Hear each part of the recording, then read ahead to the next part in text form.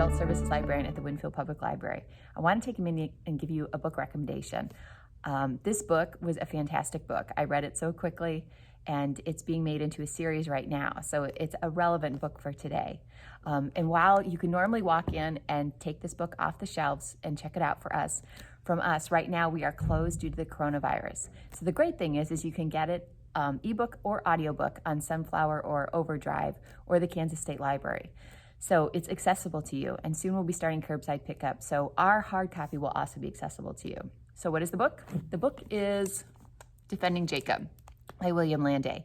This book was originally recommended to me by one of our librarians who's very good at her recommendations.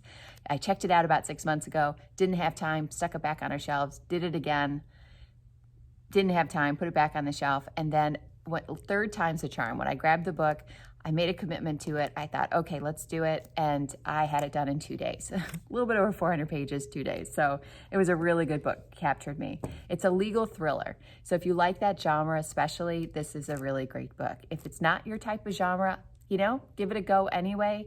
Give it 50 pages. I'm a big believer in giving a book 50 pages. If you don't like it, put it back on the shelf and move on to the next story. There's just so many good ones. The plot is there's a boy named Ben Rifkin who is 15 years old, who's killed, and the DA who catches the case, his name is Andy Barber. The entire book is really told from Andy Barber's perspective, and his son is accused of killing Ben. So it's sort of a combination of two stories really going forward.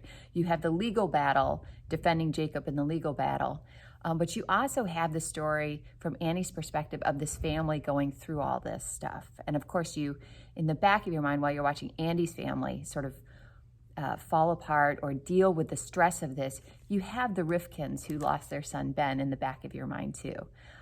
So the legal battle is fantastic, but it's not the main focus of the book, really, in my mind. The main focus is this family and Andy coming to terms with trying to help his son.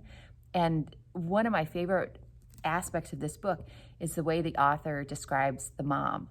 The mom is just this, beautiful, strong woman. And as she goes through this book, the stress of this legal battle just sort of tears her apart. And a favorite part of the book too for me is at one point he starts capitalizing the word before when he talks about this trial. And I think that's so poignant, especially sort of for us today. You have this trial and you have life before it and you have life after it. And no matter what in your life, this is going to be a moment. This is a moment that you're in, and this is how it's going to be defined. It was sort of what we went through with 9/11. You have before 9/11, post 9/11, and I think with coronavirus, you're going to have before coronavirus and post coronavirus. And for this family, you have before the trial and after the trial. And to capitalize that word before, I thought was just really a way, just really emphasize the meaning for this family. It's a great book, great book. Again, the mom is my favorite character. You might not have a favorite character as you go through this book. A lot of times that happens too. You find them very, very flawed. And some of the reviews online were basically that they didn't really like anyone. And I can see that too, but I think especially the mom really spoke to me. I just wanted to read this one section to you. The author does a great job of describing how the mom sort of physically breaks down as the trial is going on. She's dealing with did he or didn't he, as Andy is too, but she really, I think, internalizes that and is really thinking this through. Did he or didn't he? And if he did, what does that say about me? And if he didn't, how am I going to save him? And so during the book, I just wanted to read this one part. Her name is Lori. And so Lori says, "No, Andy, do you understand what I'm saying to you? If he's guilty, then we're guilty too.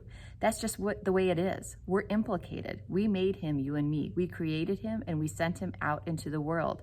And if he really did this, can you handle that? Can you handle that possibility?" Andy, "If I have to." Lori, "Really, Andy? Could you?"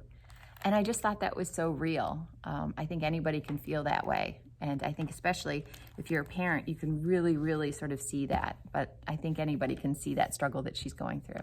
Anyway, great book. Highly recommend it.